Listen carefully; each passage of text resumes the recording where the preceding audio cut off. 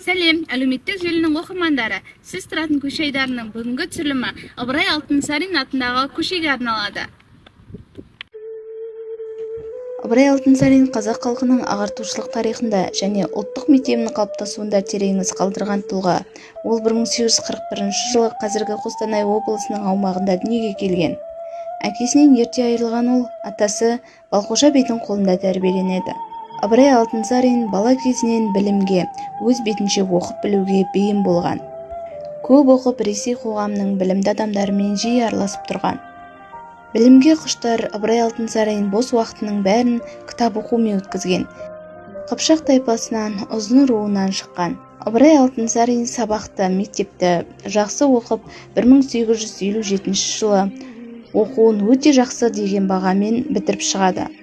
1859 жылдың тамызына дейін өзінің туған елінде тілмәштік қызмет атқарады.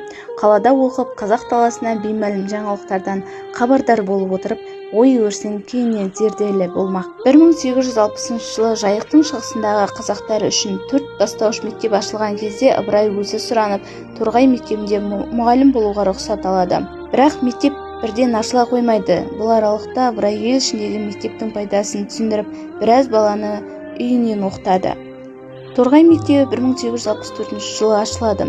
Осы кезде қаңтардың 8 күні көптен күткен ісім орныма келіп, мектеп ашылды деп айтады.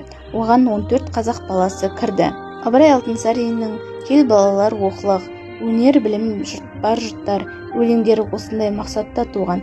«Кел балалар оқылық» өлеңі жастарды оқуға, білімге алуға шақырады. Сіз тұратын көше айдарының бүгінгі түсірілімі өз мәресіне жетті. Келесі қай көшені көргілеріңіз келеді? Пікірлеріңізді жаза кетіңіздер.